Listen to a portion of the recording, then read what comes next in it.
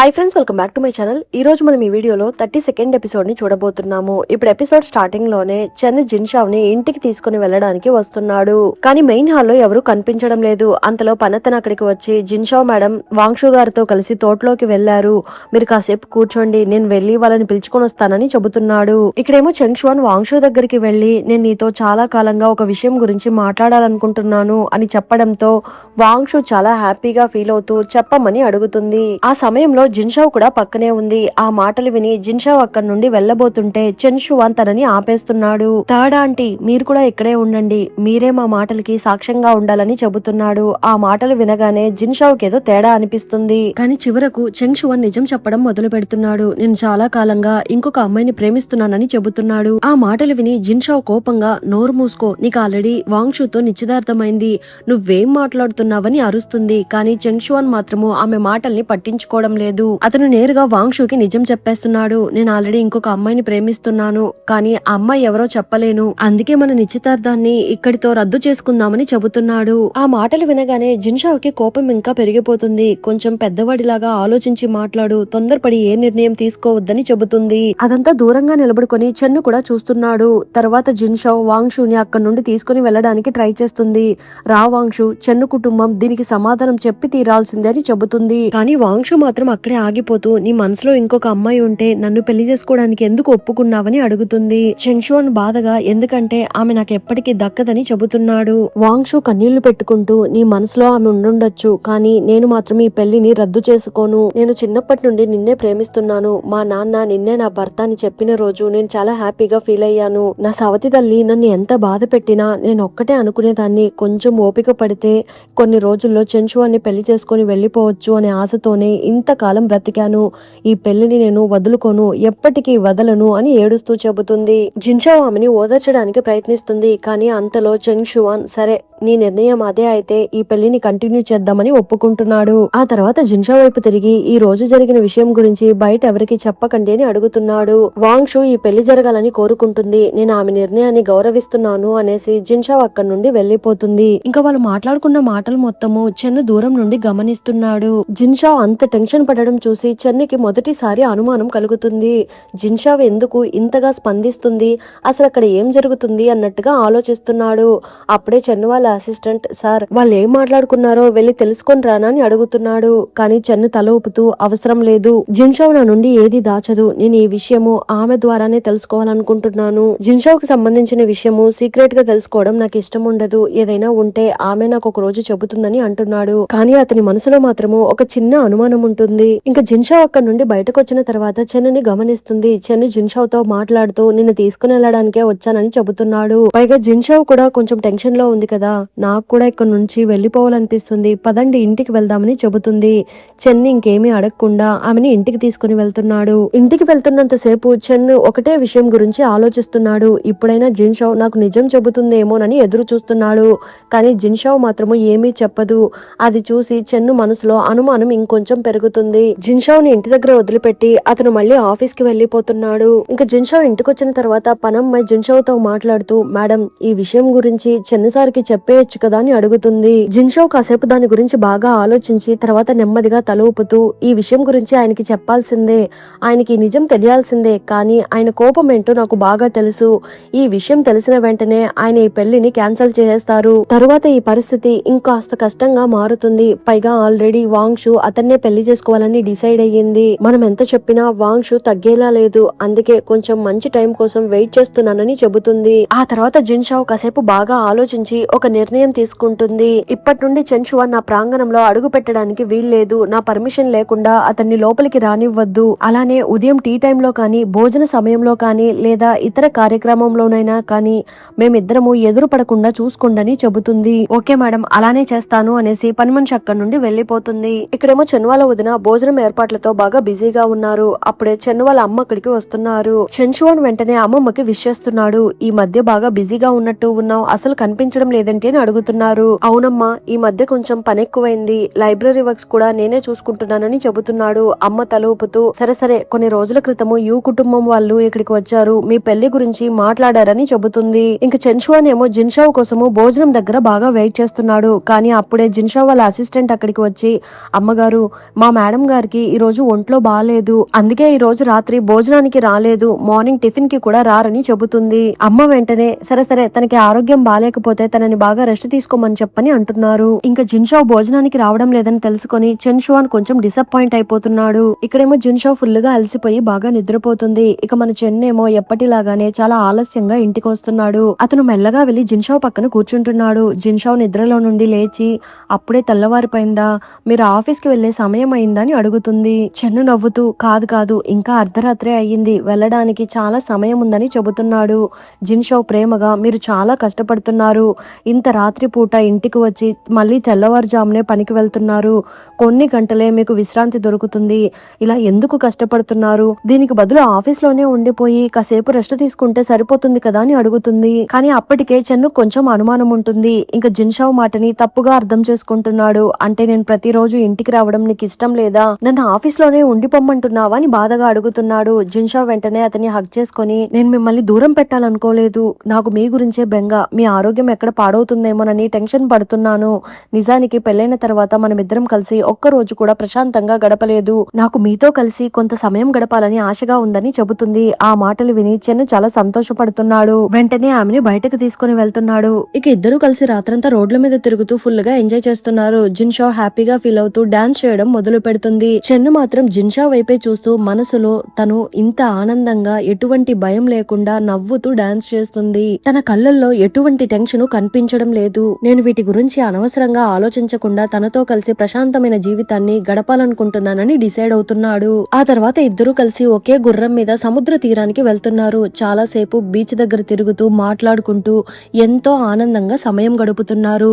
Jinshao కి ఆ రాత్రి జీవితంలో మర్చిపోలేని జ్ఞాపకంగా మారుతుంది. మరుసటి రోజు ఉదయం జిన్షావ్ చాలా సంతోషంగా ఉంటుంది. రాత్రి చెన్నుతో గడిపిన సమయం గురించి గుర్తు చేసుకుంటూ హ్యాపీగా ఫీల్ అవుతుంది. అంతలో పని మనిషి అక్కడికి వచ్చి మేడం నిన్న రాత్రి మీరు ఎక్కడికి వెళ్లిపోయారు, ఉదయం లేచేసరికి మీరు ఇంట్లో లేకపోవడంతో నేను చాలా భయపడిపోయానని అడుగుతుంది. జిన్షావ్ ఆమె చెవులో మెల్లగా నేను ఆయన ఇద్దరం కలిసి బయటికి వెళ్లామని చెబుతుంది. ఆ మాట విని పని మనిషి కూడా నవ్వుకుంటుంది. అదే సమయంలో చింగ్షువాన్ మాత్రము జిన్షావ్ తనని తప్పించుకొని తిరుగుతుందని అర్థం చేసుకుంటాడు. అంతలో అసిస్టెంట్ మాట్లాడుతూ ఈ రోజు జిన్షావ్ మేడం వాంగ్షో వాళ్ళ ఇంటికి మీ పెళ్లి ఏర్పాట్ల గురించి మాట్లాడడానికి వెళ్లబోతున్నారంట అని చెబుతున్నాడు. ఆ మాటలు విని చింగ్షువాన్ ఆశ్చర్యపోతూ నువ్వేమంటున్నావు, ఎప్పటి నుంచో ఈ పెళ్లి పనులన్నీ రెండో వదినే చూసుకునేవాళ్లు కదా, ఇప్పుడు ఈ బాధ్యతలు జిన్షావ్ ఎందుకు తీసుకుందని అడుగుతున్నాడు. ఏమో ప్రభు అదంతా నాకు తెలియదు, ఈ బాధ్యతలన్నీ జిన్షావ్ గారే స్వయంగా అడిగి తీసుకున్నారంట అని చెప్పడంతో చింగ్షువాన్ ఏం మాట్లాడకుండా సైలెంట్ గా ఉంటున్నాడు. ప్రభు వాంగ్షు ఇంటికి కోడలుగా వచ్చే వరకు మీరు చాలా జాగ్రత్తగా ఉండాలి, చిన్న తప్పు జరిగినా పెద్ద సమస్య అవుతుంది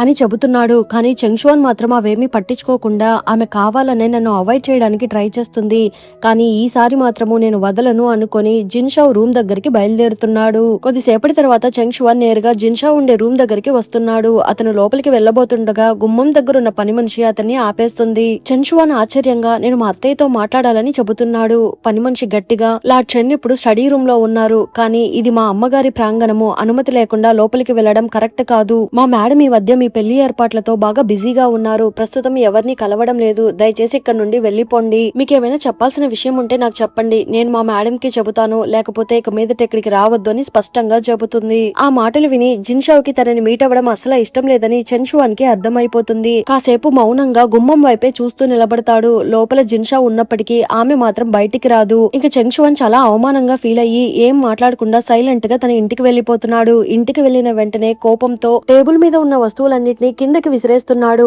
అప్పుడే అతని కంటికి ఒక వస్తువు కనిపిస్తుంది. ఇంతకు ముందు జిన్షావ్ అతనికి ఒక ఇంక్ స్టోన్ ని గిఫ్ట్ గా ఇచ్చింది కదా, అది కూడా కింద పడిపోయి ముక్కలైపోయి ఉంటుంది. చెంగ్షువాన్ ఆ ముక్కలన్నిటిని ఏరుకొని వాటిని మళ్లీ అతికించడానికి ట్రై చేస్తున్నాడు. అతని కళ్ళల్లో నీళ్లు తిరుగుతున్నాయి. జిన్షావ్ జ్ఞాపకాలు గుర్తుకు వచ్చి ఒంటరిగా కూర్చొని బాగా ఏడుస్తున్నాడు. అతన్ని ఎలా ఓదార్చాలో అర్థం కాక అసిస్టెంట్ కూడా సైలెంట్ గా నిలబడుకుని ఉన్నాడు. మరోవైపు లేడీ వాంగ్ తన ఇంట్లో కూర్చొని కొత్త లెక్కలు చూస్తూ ఉంటుంది. అప్పుడే పని మనిషి అక్కడికి వచ్చి కొన్ని పత్రాలని ఇస్తూ ప్రిన్స్ నింగాన్ ఇప్పటి వరకు మన దగ్గర తీసుకున్న డబ్బులేవి తిరిగివ్వలేదు, 3 సార్లు మనుషుల్ని పంపించాము, కానీ ప్రయోజనం లేదు, నిజం చెప్పాలంటే అతని ఇంట్లో ఇప్పుడు డబ్బే లేదు, కుటుంబ సభ్యులే మిగిలిన ఆస్తి కోసము గొడవ పడుతున్నారు, పైగా అతను సంపాదించిన దానికంటే చాలా ఎక్కువగా ఖర్చు చేస్తున్నాడని చెబుతుంది. అప్పుడే మేడం వాంగ్ ఆ జిన్షావ్ నన్ను బాగా అవమానించింది, ఆ అవమానానికి ప్రతీకారం తీర్చుకునేందుకు నాకు ఒక మంచి మార్గం దొరికింది జరిగిందని చెబుతుంది. కరెక్ట్ గా అదే సమయానికి వాంగ్ మినిస్టర్ లోపలికి వస్తున్నాడు. అతను నవ్వుతూ మీ ఇద్దరు కలిసి ఏం కుట్రలు చేస్తున్నారని అడుగుతున్నాడు. మేమిద్దరము లార్డ్ చెన్కి వ్యతిరేకంగా ప్లాన్ చేస్తున్నామని చెప్పడంతో అతను నవ్వి అయితే మంచి విషయమే, కంటిన్యూ చెయ్యండి అనేసి అక్కడి నుండి లోపలికి వెళ్లిపోతున్నాడు. ఇక మరోవైపు జిన్ షౌ ఇంతకు ముందు ప్లాన్ చేసినట్టుగానే మహిళల కోసము ఒక ప్రత్యేకమైన షాప్ ని ప్రారంభించబోతుందంట. ఆ షాప్ బాధ్యతలు మొత్తము గూలాన్కే ఇస్తుంది. జిన్ షౌ అలానే గూలాన్ ఇద్దరు కలిసి ఆ షాప్ ప్రారంభోత్సవానికి వెళ్తున్నారు. గూలాన్ చాలా సంతోషంగా జిన్ షౌ తో మాట్లాడుతూ అక్క నీకు ఒక విషయం చెప్పాలి, నాకు మూజిడి అంటే చాలా ఇష్టము, అతన్నే పెళ్లి చేసుకోవాలనుకుంటున్నాను. వాళ్ళు పెళ్లి కానుకల్ని మన నాన్నమ్మ వాళ్ళ ఇంటికి కాకుండా చెన్ను ఫ్యామిలీకి పంపించాలనుకుంటున్నారు. ఎలా అయినా బావతో మాట్లాడి మా పెళ్లి జరిపించమని చెప్పు అని చెప్పడంతో అది విని జిన్ షౌ చాలా ఆనందపడుతుంది. నువ్వు నిజంగానే అంటున్నావా అని అడగడంతో గూలాన్ నవ్వుతూ అవునక్క, అతను మంచి వ్యక్తిలానే కనిపిస్తున్నాడు అని చెబుతుంది. అంతలో ఇద్దరు షాప్ దగ్గరికి చేరుకుంటున్నారు. కానీ అక్కడికి వెళ్ళగానే ఒక పెద్ద సమస్య ఎదురవుతుంది. అప్పుడే ఒక పని మనిషి పరిగెత్తుకుంటూ వచ్చి అమ్మ ఒక పెద్ద ప్రాబ్లం అయ్యింది. ప్రిన్స్ నింగాన్ మనుషులు మన రెస్టారెంట్ మొత్తాన్ని చుట్టుముట్టేశారు. కానీ మేనేజర్ వాళ్ళని లోపలికి రానివ్వకుండా అడ్డుకుంటున్నారని చెబుతుంది. ఆ మాటలు విని జిన్ షౌ షాక్ అయిపోతుంది. ప్రిన్స్ నింగాన్ తో నాకు ఎటువంటి శత్రుత్వము లేదు, అయినా వాళ్ళెందుకు వచ్చారు అనుకొని గూలాన్ వైపు తిరిగి చూస్తూ వెళ్లి విషయం ఏంటో తెలుసుకోనరా, నేను ఇక్కడే వెయిట్ చేస్తుంటానని చెబుతుంది. ఇంకా గూలాన్ బయటికి వెళ్ళగానే అక్కడ చాలా మంది సైనికులు కనిపిస్తారు. మేనేజర్ గూలాన్ ని ఆ ప్రిన్స్ వాళ్ళ మనుషులకి పరిచయం చేస్తూ ఈమె పేరు గూలాన్, ఈమె ఈ రెస్టారెంట్ యజమాని అని చెబుతున్నాడు. ఓ అలానా, కానీ ఈ రెస్టారెంట్ యజమాని లార్డ్ చెన్ వాళ్ళ భార్య జిన్ షౌ అని చెప్పారు, కానీ మీరున్నారేంటి అని అడుగుతున్నాడు. గూలాన్ మాత్రము చాలా ప్రశాంతంగా జిన్ షౌ మా అక్కే, తన తరపున ఈ వ్యాపారాన్ని నేనే చూసుకుంటున్నానని చెబుతుంది. ఇంకా ప్రిన్స్ నింగాన్ వాళ్ళ మనుషులు అసలు విషయం చెప్పడం మొదలు పెడుతున్నారు. మా దగ్గర షియావ్ అనే ఒక నాటక కళాకారుడు ఉన్నాడు, అతను చాలా ప్రతిభావంతుడు. ప్రిన్స్ నింగాన్ కి అతనంటే చాలా ఇష్టము. కొన్ని రోజుల క్రితము అతను కనిపించకుండా పోయాడు. ప్రస్తుతం అతను మీ రెస్టారెంట్ లో దాక్కున్నాడని మాకు సమాచారం అందింది. మేము వెంటనే అతన్ని వెతికి పట్టుకోవాలి, మీ రెస్టారెంట్ ని సోదా చెయ్యాలని చెబుతున్నాడు. ఇక ఆరోపణలు విని చుట్టూ ఉన్న ప్రజలందరూ ఆశ్చర్యపోతున్నారు. ఏంటి, మహిళల కోసం ప్రత్యేకంగా ఓపెన్ చేసిన ఈ రెస్టారెంట్ లో ఒక మగవాడిని దాచిపెట్టారా అన్నట్లుగా గుసగుసలాడుకుంటున్నారు. గూలాన్ మాత్రము ఏ మాత్రము భయపడదు. ఆమె చాలా కూల్ గా మా రెస్టారెంట్ లో మహిళలకు మాత్రమే ప్రవేశం ఉంది, ఇక్కడ పనిచేసే వాళ్ళు కూడా అందరూ మహిళలే, మీరు వెతుకుతున్న వ్యక్తిని ఇక్కడ దాచిపెట్టడం అసాధ్యము, మీకెవరో తప్పుడు సమాచారం ఇచ్చినట్టు ఉన్నారు, పైగా ఈ షాప్ ఇంకా ఓపెన్ కాలేదు, ఇప్పుడు సడన్ గా మీరు లోపలికి వచ్చి మగవాళ్ళని వెతుకుతామని చెబితే మా రెస్టారెంట్ పేరే చెడిపోతుంది అని చెబుతుంది. కానీ ఆ అధికారి మాత్రము ఒప్పుకోడు. సరే మీరు లోపలికి వెళ్లి వెతకండి, నాకు అందులో ఎటువంటి అభ్యంతరమూ లేదు, కానీ మీరు వెతికిన తర్వాత ఆ వ్యక్తి అక్కడ లేకపోతే ఈ రోజు మాకు జరిగిన ప్రతి నష్టానికి మీరే బాధ్యత వహించాలి, ఇక్కడున్న ప్రజలే వాటికి సాక్ష్యం అని చెబుతుంది.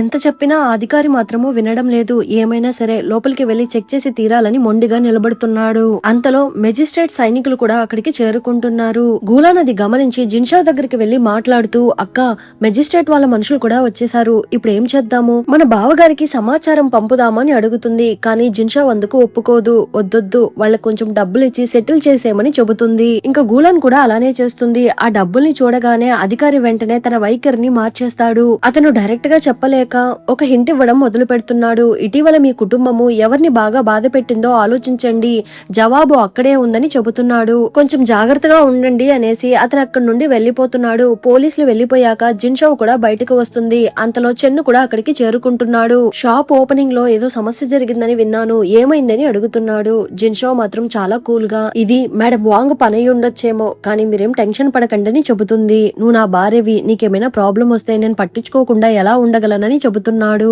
జిన్ షౌ నవ్వుతూ ప్రతి సమస్యకి నేను మీ పేరుని ఉపయోగిస్తే నేను ఇన్ని సంవత్సరాలు వ్యాపారంలో సంపాదించిన గౌరవం అంతా పోతుంది, మీకు కూడా చెడ్డ పేరు వస్తుంది, నేను అలా జరగనివ్వనని చెబుతుంది. ఆ మాటలు విని చెన్న ఆమెను గర్వంగా చూస్తూ నువ్వు నిజంగా చాలా మంచి అమ్మాయి అని పొగుడుతున్నాడు. వీళ్ళ మాటలు విని పని వాళ్ళిద్దరూ నవ్వుకుంటున్నారు. జిన్ షౌ చెన్నికి బాయ్ చెప్పేసి తన అక్కడి నుండి వెళ్లిపోతుంది. కానీ చెన్ను మాత్రము లోపల కోపంతో వాంగు కుటుంబము ఇంత దూరం వెళ్ళిందా, ఇక వీళ్ళని ఊరికే వదిలిపెట్టకూడదని డిసైడ్ అవుతున్నాడు. ఇక జిన్ షౌ తో మాట్లాడిన తర్వాత చెన్ను నేరుగా వాళ్ళ మాస్టర్ ని మీట్ అవ్వడానికి వెళ్తున్నాడు. మాస్టర్, జిన్ షౌ కొత్తగా షాప్ ప్రారంభించబోతుండగా ఎవరో కావాలనే తన షాప్ మీద దాడి చేయించారు. తన షాప్ ఓపెన్ చేయడానికి ముందే తన షాప్ కి చెడ్డ పేరు తెచ్చిపెట్టే ప్రయత్నం చేశారు. వాళ్ళని ఊరికే వదిలిపెట్టను, తప్పకుండా శిక్షించి తీరుతానని చెబుతున్నాడు. నువ్వు ఎవరి గురించి మాట్లాడుతున్నావు, నాకేమీ అర్థం కావడం లేదని మాస్టర్ అంటున్నాడు. చెన్ను మాత్రము తప్పు చేసిన వాళ్ళెవ్వరూ నా దగ్గర నుండి తప్పించుకోలేరు అనేసి చూసి వాంగ్ మినిస్టర్ ని ఉరిమి చూడడం మొదలు పెడుతున్నాడు. నన్నెందుకు అలా చూస్తున్నావు, నేనేం చేయలేదు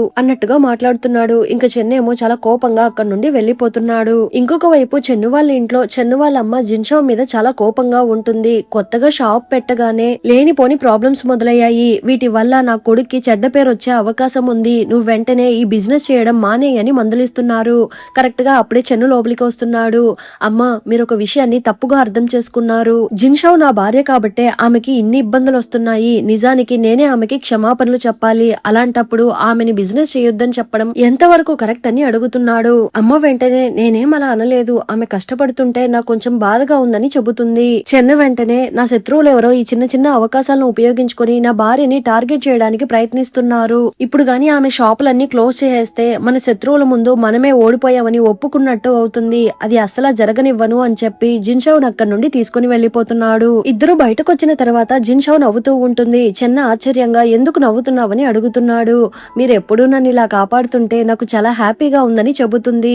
చెన్ను కూడా తనని చూసి నవ్వుకుంటున్నాడు. అంతలో చెన్ను వాళ్ళ అసిస్టెంట్ లోపలికి వచ్చి మీరు చెప్పిన విషయం గురించి ఎంక్వైరీ చేశాను, నిజమేంటో తెలుసుకున్నానని చెప్పబోతున్నాడు. కరెక్ట్ గా అదే సమయంలో జిన్షా వాళ్ళ పనమ్మాయి కూడా లోపలికి వస్తుంది. వాంగ్ భార్య ఈ సమస్యలన్నిటికీ కారణమని చెబుతుంది. జిన్షా వెంటనే వాటి గురించి ఆలోచిస్తూ ఆమె దగ్గర చాలా డబ్బుంది, ఆమెకి ఎలాంటి వ్యాపారం కూడా లేదు, అంత డబ్బులు ఎలా వస్తుందో నాకు ఎప్పటి నుంచో అనుమానంగా ఉంది. ఈ రోజు మన షాప్ కు వచ్చిన పోలీస్ అధికారి డబ్బు కోసము ఎంత ఆశపడుతున్నాడో కూడా గమనించాను.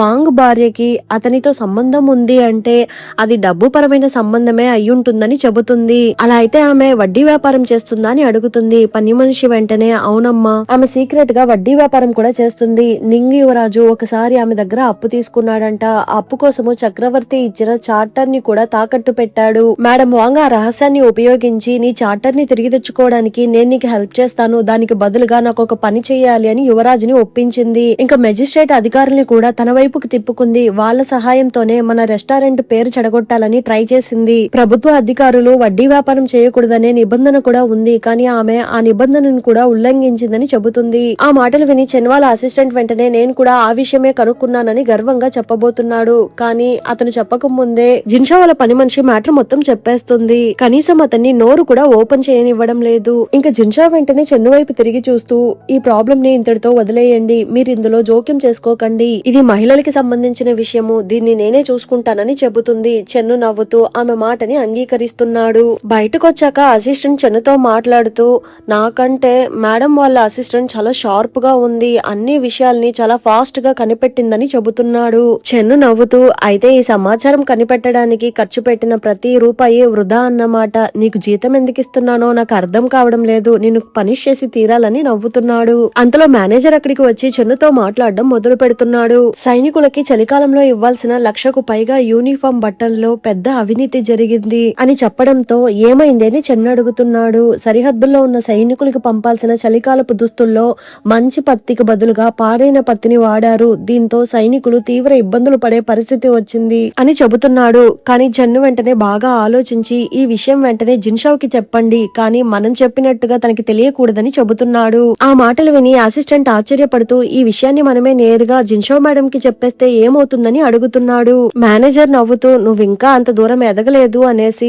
అక్కడి నుండి వెళ్లిపోతున్నాడు. ఇదే సమయంలో మేడం వాంగ్ తన పని మనిషితో మాట్లాడుతుంది. పని మనిషి ఆనందంగా అమ్మా, ఈ మధ్య చాలా మంది మన దగ్గర అప్పు తీసుకుంటున్నారు, ఈ రోజు మాత్రమే 12,000 నాణ్యాలు కూడా అప్పుగా తీసుకున్నారని చెబుతుంది.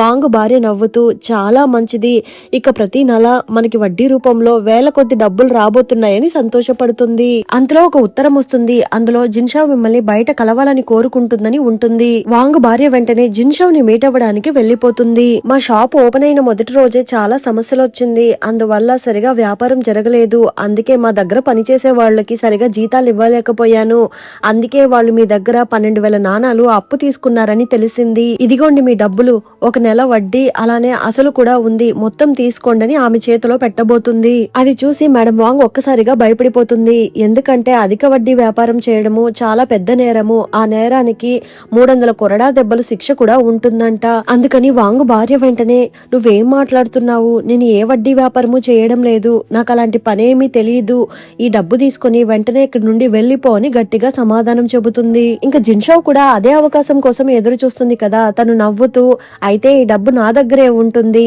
ఇకపై ఎవరైనా ఎవరైనా అప్పు వసూలు చేయడానికి వస్తే వాళ్ళని నేరుగా అధికారులకి అప్పగిస్తానని హెచ్చరిస్తుంది. మేడం వాంగ్ ఏమో ఒక్క మాట కూడా మాట్లాడడం లేదు. జిన్షా అక్కడి నుండి సైలెంట్ గా వెళ్లిపోతుంది. జిన్షా వెళ్లిపోయిన వెంటనే మేడం వాంగ్ వాళ్ళ పని మనిషి ఆమె కాళ్ళ మీద పడుతుంది. అమ్మ, కొత్తగా అప్పు తీసుకున్న వాళ్ళు జిన్షా వాళ్ళ మనుషులని నాకు అస్సలా తెలియదు, తెలియకనే వాళ్ళకు డబ్బు ఇచ్చేసానని ఏడుస్తుంది. ప్లీజ్ నన్ను క్షమించండి అని బ్రతిమలాడుతుంది. ఇంకా జిన్షావ్ బయటకు రాగానే పనమ్మాయి జిన్షావ్తో మనం ఇచ్చిన డబ్బులు ఆవిడ ఎందుకు తీసుకోలేదని అడుగుతుంది. మనం ఆమెకి వార్నింగ్ ఇవ్వాలనుకున్నాము, ఇచ్చేసాము అంతే. ఆమె డబ్బులు తీసుకుంటే ఏంటి, తీసుకోకపోతే ఏంటి, మనకు అందులో ఎటువంటి ప్రాబ్లము లేదు అనేసి జిన్షావ్ అక్కడి నుండి వెళ్లిపోతుంది. ఇక్కడేమో చెన్ను వాళ్ళ అసిస్టెంట్ జిన్షా వాళ్ళ అసిస్టెంట్ కి అవినీతి విషయం గురించి చెప్పాలని ప్రయత్నిస్తాడు. కానీ ఎలా చెప్పాలో అర్థం కాక ఒక విషయం ఉంది అని తడబడుతూ ఉంటాడు. అప్పుడే పని మనిషి పరిగెత్తుకుంటూ వచ్చి ఊరి నుండి గూరంగారు వచ్చారని చెప్పడంతో పని మనిషి వెంటనే పరిగెత్తుకుంటూ వెళ్లిపోతుంది.